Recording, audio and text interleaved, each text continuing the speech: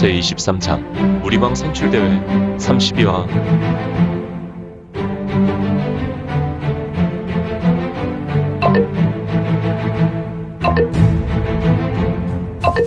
구독과 좋아요, 알림 설정 부탁드립니다.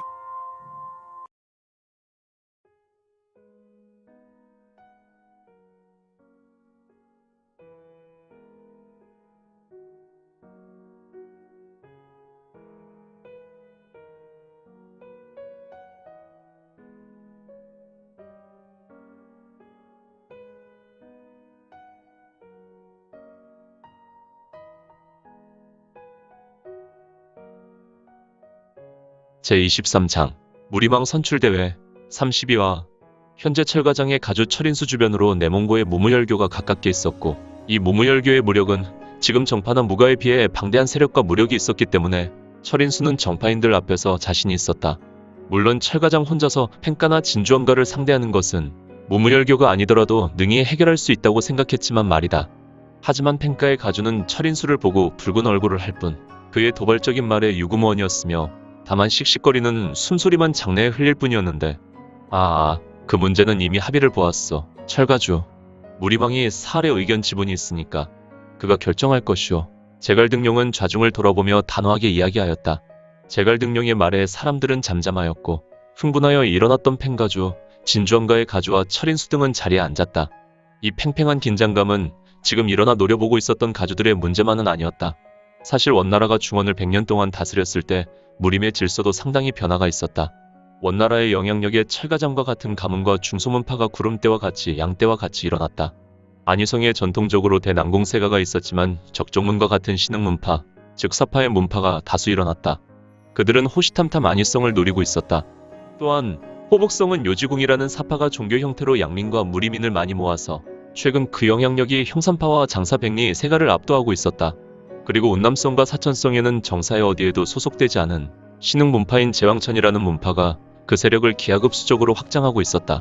사실 외형으로 천년 전통의 정파들이 무림을 양분하고 있었지만 그 속은 썩을 대로 썩어서 정파는 풍전등화의 형국이었다. 큼큼 그랬지. 녀석들. 곧 죽어도 길을 굽힐 수 없단 말이지. 나는 이미 십가의 가주들과 문파의 수장들에게 약속했다. 하지만 지금은 혈맹의 세상이야. 무리망은 그야말로 빌미고, 물론 혈맹이 인물이 무리망에 오르겠지만 혈맹의 인물이 아니더라도 상관없지. 혈맹의 맹주노원양이라는 인물은 철심철강인이라는 철인의 벼로를 가지고 있었다. 그의 수강은 강철같이 절대 베어지거나 부러지지 않는다. 그는 곧 죽음을 언도하는 수강이었다. 그는 지금 장내를 훑어보고 눈웃음으로 속내를 내고 있었으니, 노원양 이놈, 내 속내를 모르는 것이 아니다. 우리 정파는 천년 전통을 가지고 있다. 천년세가나 천년문파의 내력은 결코 작은 것이 아니지. 너는 무리망을 혈맹의 인물로 심을 것이다. 그리고 상황이 좋지 않으면 판을 엎을 것이겠지. 괜찮다. 다만 정파는 시간이 필요할 뿐이다. 무림무왕천왕군이 지금 무안에서 만들어지고 있다. 사실 6원의 인물이 지금 이곳에 없는 것은 그들을 준비하기 위해서지. 천왕군이 이곳에 오면 너희들은 너희 밥그릇은 물론 지금의 숟가락도 놓을 판이다. 후후. 군사 제갈등룡은 혼자 생각하며 살짝 웃고 있었다. 헐, 그런데 무림무왕천왕군이 대체 무엇이란 말인가? 제갈등룡의 눈빛은 매우 날카로운 빛이 흘러나왔다. 지금 이들 혈맹과 무맹은 서로 오월동주하는 것이란 말인가? 서로 같은 일을 하고 있지만 철저하게 상황에 따른 다른 결과물을 기다리고 있었다. 아무튼 혈맹의 맹주께서 약속하셨으니 혈맹의 십가가주나 문주와 궁주께서는 다른 말씀을 하시면 안 됩니다. 이는 혈맹의 맹주와 무맹의 임시 맹주께서 약속하셨으니 말이오. 우와, 하하하. 맞소이다. 이른 혈맹의 약속이기도 하지만 무맹의 약속이기도 하니 나중에 무맹에서는 무리망의 명을 따라야 할 것이오. 지금은 화기애애한 분위기였지만 이면에는 서로의 신경전이 대단하였고, 이들은 겉으로 드러나지 않았을 뿐이지 서로 이빨을 드러내지 않았으며 마음과 생각으로는 이미 서로를 물어뜯고 뼈까지도 잘게 씹고 있었다. 좋습니다. 그러면 군사, 언제 무리망이 선출되는 것이오? 이번에는 안희성의 난공세가의 가주가 말하였다. 네, 가주. 앞으로 열흘입니다. 열흘이라. 정파가 무너지는 것이 열흘이란 말이지. 열흘이면 혈맹도 무림무왕천왕군에 의해 개박살이 날 것이다. 아마도 사흘이면 4단계의 관문인 천룡관이 열리게 됩니다. 20여 명이 들었지만 그들 중에 적게는 2명 내지 아니면 많게는 8명 정도 통과할 것 같습니다. 천룡관인 내공관은 아무나 통과할 수 없는 자리다. 반박기진이나 노화순청은 물론이고 최소 신하경을 넘어서는 인물이어야만 통과할 수 있었다. 내공이 부족하면 죽을 수도 있는 기관으로 크게 5가지의 기관을 가지고 있었는데, 첫째 기관은 압사관으로 정말 거대한 바위가 천장에서 천천히 내려와 시험을 거치는 자를 압사하는 기관의 특징이 있었다.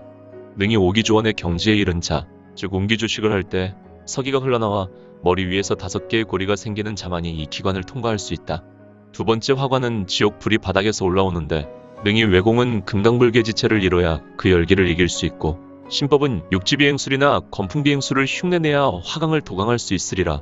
세 번째 수관은 최소 달마가 장강을 가랑잎을 타고 건넜다는 신법인 이리도강을 펼치거나 무력답수의 신법을 가지고 있어야 하는데, 무리민이 이를 펼치려면 최소 내공이 출신이 파지경의 내공을 가지고 있어야 하리라. 네 번째 미옥관은 신기가 정심하고 올곧아야 이를 떨칠 수 있으며 절진을 벗어날 수 있다. 이 정신적인 미옥관도 사실 내공이 사마취정을 경지에 이른 자만이 해결하여 미옥관을 벗어날 수 있는데, 이 내공의 소유자는 운기행봉을 할 때 3가지 색을 가진 꽃이 정수리에서 피어나는 경지여야만 한다. 다섯 번째는 오직 내공을 시험하는 곳인데, 층층관이라는 이 시험관은 오직 내공을 측정하는 시험관으로 거대한 불과 같은 향로가 있다. 이 거대한 향로를 2초 넘기는 것인데, 이는 능히 소 50여 마리가 동원돼야 1촌가량 옮길 수 있는 거대한 향로이며, 이 향로는 손잡이가 따로 있는 것이 아닌 거대한 향로라 오직 손으로 밀어야 한다.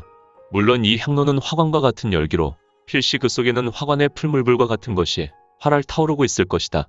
이제 사람들은 오직 열흘을 기다리면 된다는 사안을 들은 후 모두 자리에서 일어나 혈맹은 무리가 되어 따라 밖으로 나섰고, 무맹은 무맹의 무리가 따로 이 소림사의 방장실에 그대로 남아있었다. 군사님, 혹시 개방방주의 소식은 없나요? 네, 그것이 무림맹의 일원인 혈주열랑원이 나서서 조사하고 있습니다. 그들은 개방의 방주를 비록 이 개월간 찾고 있지만 찾을 수 없었습니다. 이것은 아마도 혈맹이 하우문의 문주를 찾는 것도 같은 이유일 것입니다. 사실 저희 구파일방은 무맹맹주의 시해 사건으로 그동안 얼마나 동분서주했습니까? 나머지 5대 세가를 중심으로 중소문파의 정파들은 용문석굴로 대부분 들어갔고, 그리고 그들은 그곳에서 거의 전멸하였습니다. 지금 당문의 문주께서는 사천의 괴사로 인하여 이곳에 오지 못하고 계시며, 청성파와 아미파, 점창파도 사천 괴사로 인하여 자리에 없습니다. 저희는 지금 혈맹에 비하여 상당한 열세입니다. 그렇지요. 용문 혈사만 없었다고 하여도 혈맹과 어떻게 해볼 만한데, 당문의 태상문주의 이야기를 좀 들어야겠는데, 사천이 문제요. 소림사의 방장 무각대사는 얼굴에 깊은 염려와 걱정에 잠겼고, 다른 정파의 문주와 도사들도 괴로워하며 말없이 신음만 하고 있었다. 형사는 어떠신지요? 죽을 맛입니다. 저희 도사들이야 채 300여 명이 되지 않으니 지금 신여문은 정식 무사만 1000여 명이 넘습니다. 그동안 신여문은 여문도를 이용하여 사파의 무리민을 대거 자신의 문도로 받아들였으며, 그 중에 인제는 특별히 관리하고 있습니다. 장사에 있는 백리의 세가는 종전 50년 동안 계속되었던 5대 세가 혈사로 매우 미약한 세력이 되었습니다. 정말 큰일입니다. 허허, 마치 지금의 형국이 정파의 씨를 말리려고 누군가 계획했다고 생각될 지경이니 우리의 귀와 눈이었던 개방이 속으로 썩었는지 누가 알았겠습니까? 그들이 준 잘못된 정보로 용문석굴의 혈사가 벌어졌고, 현 강호정파의 구성인 중소문파는 유명무실이 되었습니다. 물론 5대 세가도 그 피해가 막심하고요. 화산파 장문인의 말에 원탁에 남아있었던 정파의 문주와 순애들은 깊은 탄식을 하였다. 그래, 무리망은 희망이 있는 것이요? 점창파의 장로가 말했다. 그는 사천 의문의 사건으로 장문인이 자리할 수 없어 그를 대신하여 소림사에 와 있었다. 확률은 5할입니다. 혈맹의 사람이 될 수도 우리 무맹의 인물이 될 수도 있습니다. 그런데 이후로 변수가 생길지도 모르겠습니다. 지금 천룡관에 기인이 한 명 나타났으니 말이오. 응? 도대체 누구? 제갈군사의 말에 사람들은 모두 의문의 얼굴을 하였으며 제갈군사의 얼굴을 뚫어져라 보고 있었으니,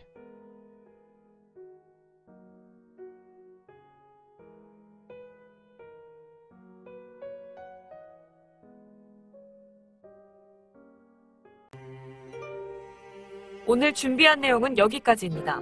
혹시 연학 작가님의 영웅불사지체를 보다 빨리 보시거나 초인전을 이어서 보시고 싶으시다면 원스토리 어플 내려받으시고 초인전이나 영웅불사지체를 검색하셔서 보실 수도 있고요. 추후 영웅불사지체 일부 제국의 후에는 원스토리와 리디북스에서 단행본으로도 보실 수 있습니다.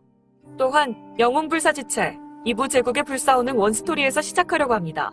이 점 참고 바랍니다. 재밌게 보셨나요? 재미있게 보셨다면 좋아요. 다음 내용이 궁금하시다면 구독을 부탁드립니다. 항상 저희 민지원의 매거진 성원 부탁드리고요. 아쉽지만 다음 시간에 만나 뵙겠습니다. 모두 건강하시고 오늘 세상에서 최고로 멋진 하루 되세요.